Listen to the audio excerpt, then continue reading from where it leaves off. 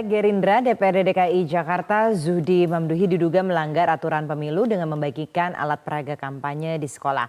Nah, bagaimana tindak lanjut dari Bawaslu? Sudah bergabung bersama kami Ketua Badan Pengawas Pemilu DKI Jakarta, Bapak Muhammad Jufri. Pak Jufri, terima kasih sudah bergabung bersama kami. Apa sebenarnya indikasi pelanggaran dari Zuhdi ini? Ya, memang dalam kegiatan kampanye sekarang ini ya, banyak sekali kegiatan-kegiatan kampanye yang dilakukan di beberapa tempat yang memang dilarang oleh undang-undang. Salah satunya adalah di tempat ibadah. Nah, saudara Mas Uji ini adalah dia melakukan kegiatan kampanye di tempat ibadah, di tempat pendidikan. Nah, di dalam undang-undang pasal 280 ayat 1 poin H menyatakan bahwa kampanye dilarang tempat ibadah dan tempat pendidikan.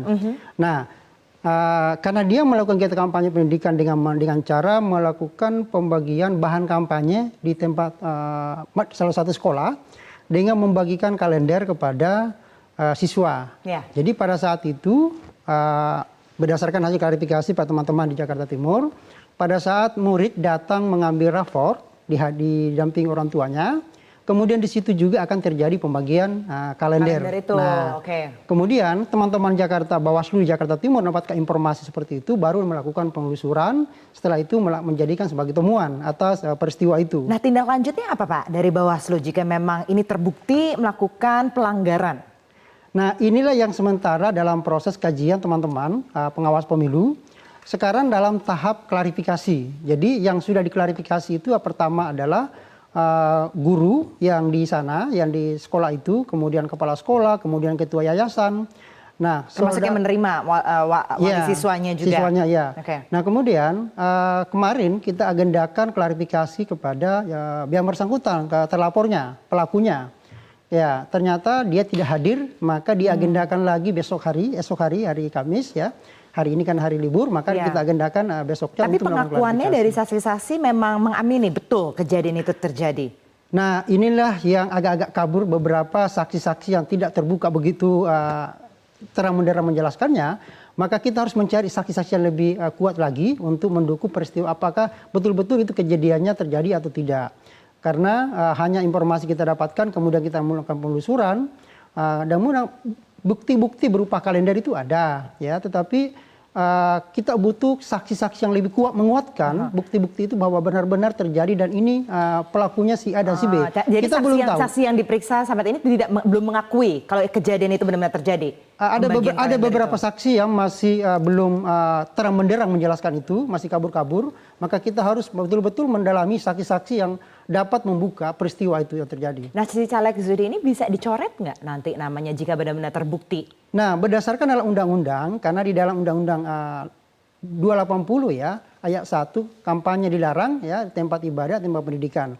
Nah, apabila itu terbukti dan itu sudah ingkrah di dalam putusan pengadilan, maka di dalam pasal 285 Undang-Undang 7 mengatakan bahwa jika pengadilan berkekuatan hukum tetap terhadap calon yang sudah divonis, maka itu dapat dibatalkan oleh KPU. Ada dua, dibatalkan sebagai pasangan calon, dibatalkan sebagai calon anggota legislatif atau tidak dilakukan pelantikan pada terpilih pada saat dia terpilih.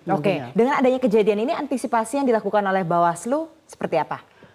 Kami sebenarnya sini sejak masa kampanye, bahkan sebelum masa kampanye dimulai, kami selalu menyampaikan kepada seluruh masyarakat, termasuk kepada seluruh partai politik, ya, karena partai politik ini kan sudah lama, jauh-jauh hari sudah ditetapkan. Kemudian penetapan caleg tanggal 23. Setelah itu kami menyurati kepada seluruh partai politik, kita juga menyampaikan kepada seluruh caleg-caleg sosialisasi beberapa kantor-kantor partai politik untuk tidak melakukan hal-hal. Karena kami di Jakarta ini ada 3 fokus kami mencegah itu. Yang pertama adalah politik uang, ketiga politisasi sara, dan ketiga hoak. Ini kami konsen sekali dalam pemilu di Jakarta, karena ini yang sering terjadi pada pelaksanaan pemilu-pemilu sebelumnya. Karena kita punya pengalaman juga di Pilkada DKI pada saat itu kan. Nah, itu akhirnya jadi gimana Pak ngawasinnya? Karena sekarang udah terbukti waktu Pilkada DKI di tempat ibadah. Kemudian sekarang di sekolah, begitu. Seperti apa pengawasan yang dilakukan? Mungkin kan dari jumlahnya diawasi dengan anggota Bawaslu sendiri nggak sebanding. Ya. Kami sudah bekerja sama dengan IGI, Ikatan Guru Indonesia, ya, untuk bersama-sama untuk menolak kegiatan kampanye di sekolah.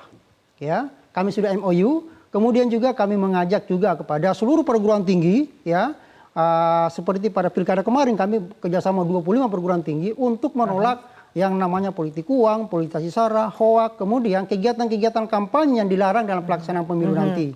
Nah, ini semua kita galakkan agar semua masyarakat itu betul-betul dapat mengantisipasi ataukah dapat mencegah jika ada kegiatan-kegiatan. Kalau di tempat ibadah seperti apa pengawasannya?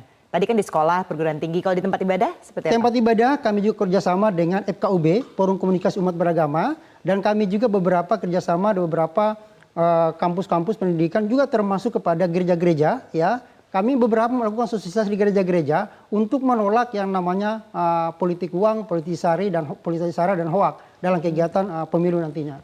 Kampanye pada Jadi pengawasannya lebih jeli lagi dibandingkan waktu pilkada DKI. Saya kira pengalaman-pengalaman pada pilkada itu kan kami dapat mendapatkan pelajaran mana saja yang lebih fokus kita lakukan pengawasan. Karena begini Mbak Dini. Nah, sekarang ini pada pemilu ini memang sasaran, saya lihat ya sebagai pengawas pemilu, sasaran yang dibidik kepada beberapa peserta pemilu itu adalah sekolah-sekolah. Kenapa? Karena menurut informasi ya hasil penelitian ada 40% pemilih pemula yang nah itulah kejadian di Jakarta Selatan juga ada indikasi guru mendoktrin siswanya pada saat itu. Nah, kemudian kejadian di Jakarta Barat, beberapa caleg sudah divonis gara-gara melakukan kegiatan kampanye di tempat pendidikan. Nah, inilah yang kami selalu mengupayakan agar sekolah-sekolah ini tidak dimasuki dengan kegiatan-kegiatan kampanye. Karena memang dilarang dalam undang-undang. Baik, jadi lebih kewaspadaannya di tempat pendidikan. Saat ini Pak Muhammad Jufri, Ketua Badan Pengawas Pemilu DKI Jakarta. Terima kasih sudah bergabung bersama kami di Prime Time News.